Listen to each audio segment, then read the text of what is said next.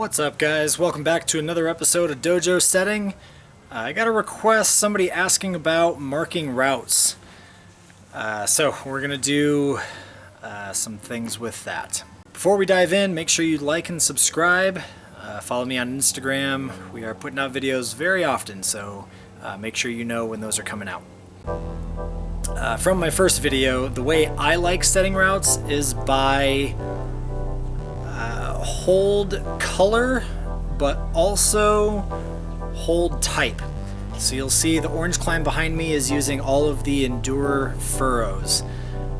The blue climb here is using all of the thrive erosion crimpers, which I don't think are available anymore. The reason I like doing this is because I can have 80 orange climbs right on top of each other.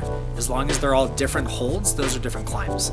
So with using that method on my home wall, I am able to fit usually 50 or 60 different boulder problems on it.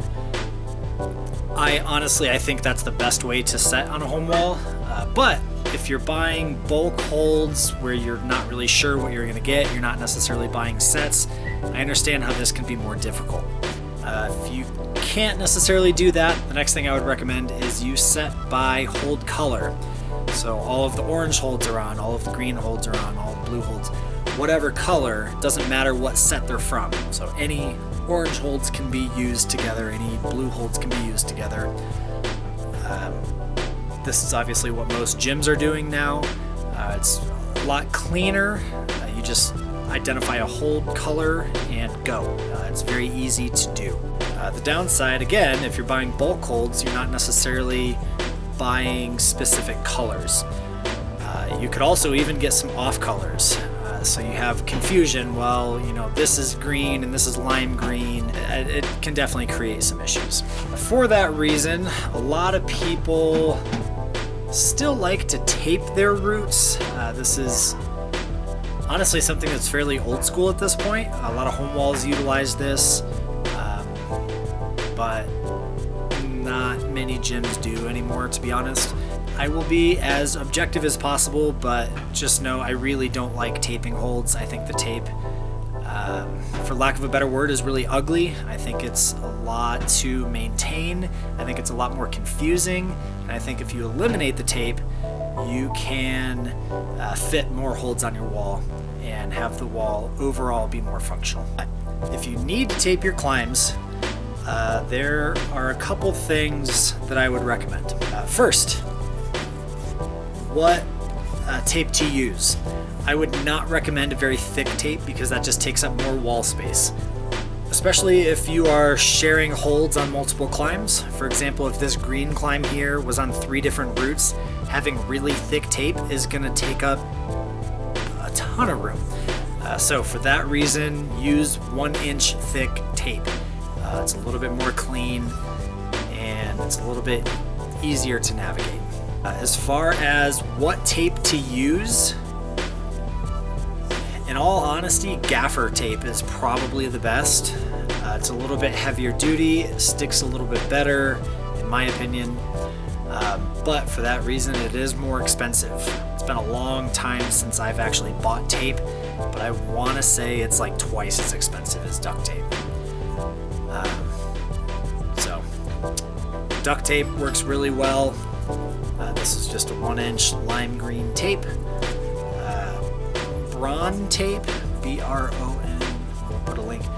Braun tape has been a pretty good supplier in my opinion. With that, I recommend putting the tape underneath the climbing hold, not just stuck near it. Because if that piece of tape falls off, if you have a wall with 40, 50, 60 boulder problems on it, even a couple dozen, it can get really confusing. If the tape is underneath the hold, it's a lot harder for that tape to rip off, therefore less maintenance on your end.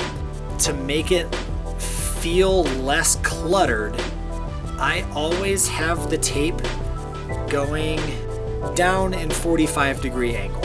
So no matter what, if you're coming in from the hold on the left, the tape is going to be down and to the right.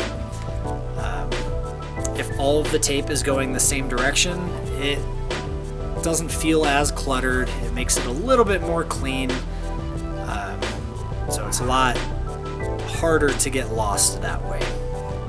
With your duct tape, you can just take a piece of tape, fold it in half, and now you have a reusable tag that again would go underneath the hold, and as soon as you strip your wall, you're going to have a bunch of these left over and you can reuse these. So rather than just putting up a piece of tape and then a couple months later when you strip your wall, the tape gets ripped off, thrown in the trash, and never seen again, that way you're actually reusing your tape, getting the most out of it. I know there are a lot of apps out there now that track boulder problems for you. I'm not going to name any in particular. I've used a couple of them. Maybe I'm just old school. I'm not a huge fan of them, to be honest.